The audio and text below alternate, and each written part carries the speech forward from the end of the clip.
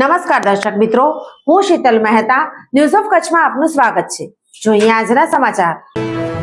પશ્ચિમ ગુજરાત વીજ company limited Anjar વર્તુળ કચેરી અંજાર। ચાલો ઉર્જા સંરક્ષણ સાથે તમારા કાર્બન ફૂટપ્રિન્ટને ઘટાડીએ। ઉદ્યોગપતિઓ માટે, ગૃહિણીઓ માટે, ખેડૂતો માટે સ્ટાર રેટિંગવાળા પ્રમાણિત વીજળીના સાધનો વાપરો અને ઉર્જા કાર્યક્ષમતા વધારો। ભુજમાં મકર સંક્રાંતિના દિવસે લોકોએ વિવિધ વાનગીઓનો સ્વાદ માણ્યો। ગાયોને નિરણ કરાયું। 8 પક્ષીઓએ જીવનનું બલિદાન આપ્યું। 100 થી વધુ પક્ષીઓ ઘાયલ થયા। ગઈકાલે 14 તારીખે સમગ્ર ભારતમાં ઉત્તરાયણના પવિત્ર દિવસની ઉજવણી કરાઈ। દરેક રાજ્યમાં વિવિધ પ્રકારે ઉજવણી કરાય છે। ગુજરાતમાં ગુજરાતીઓ પતંગ ઉડાડી અને સમગ્ર દિવસ આનંદ માણે છે। સાથે સાથે સવારે મીઠાઈ, ફરસાણોની દુકાને જલેબી, ફાફડા, ખમણ, સમોસા, શીરો વગેરે અનેક જાતની વાનગીઓ ખરીદી અને ઘરે સૌ સાથે મળી મિજબાની માણે છે। ભુજમાં આવી દુકાનો ઉપર ન્યૂઝ ઓફ કચ્છ દ્વારા મુલાકાત લેવામાં આવી।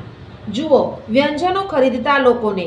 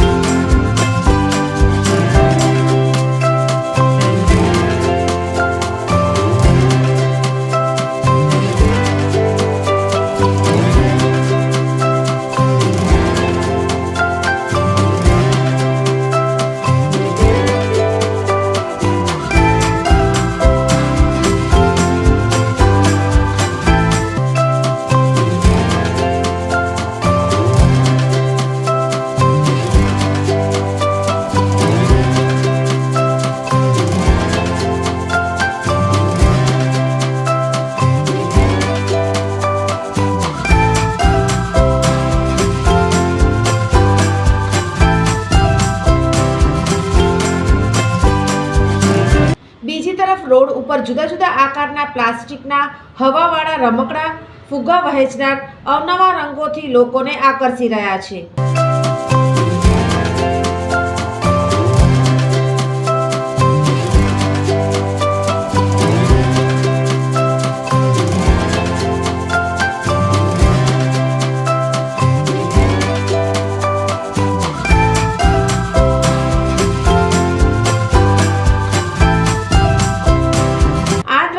મકર સંક્રાંતિના દિવસે ગાયોને ચારો નાખવાનો અનેક સ્થળે લોકોએ ગાયોને ચારાનું નિરણ કર્યું હતું।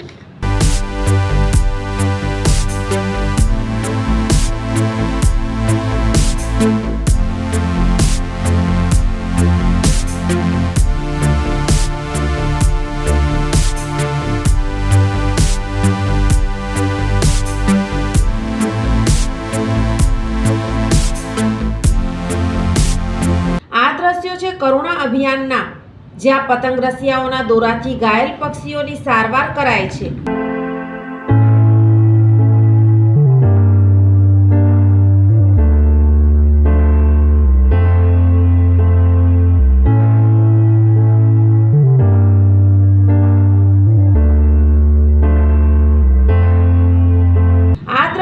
સુપાર્શ્વ જૈન સેવા મંડળ દ્વારા પક્ષીઓને સારવાર આપવા માટે ઊભા કરેલ કેમ્પના.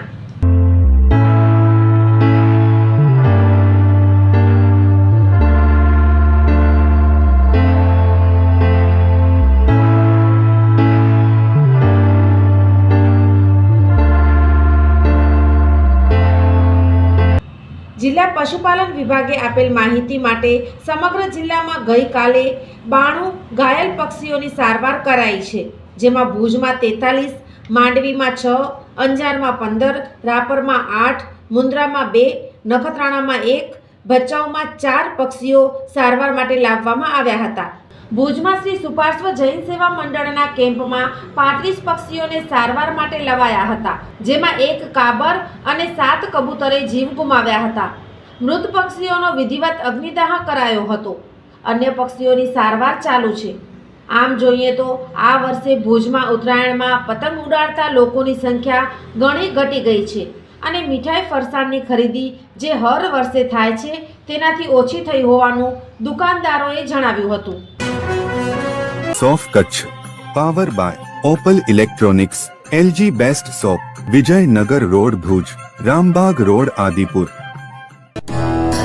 Power by KC jewellers, latest fashion ડિઝાઇનના ઓર્નામેન્ટ્સનો વિશ્વાસપાત્ર શોરૂમ, હોસ્પિટલ રોડ ભુજ. દર્શક મિત્રો, આજે તારીખ 15 જાન્યુઆરી 2025. આ હતા આજના સમાચાર. આવતીકાલે ફરી મળીશું. ત્યાં સુધી મને રજા આપશો. નમસ્કાર.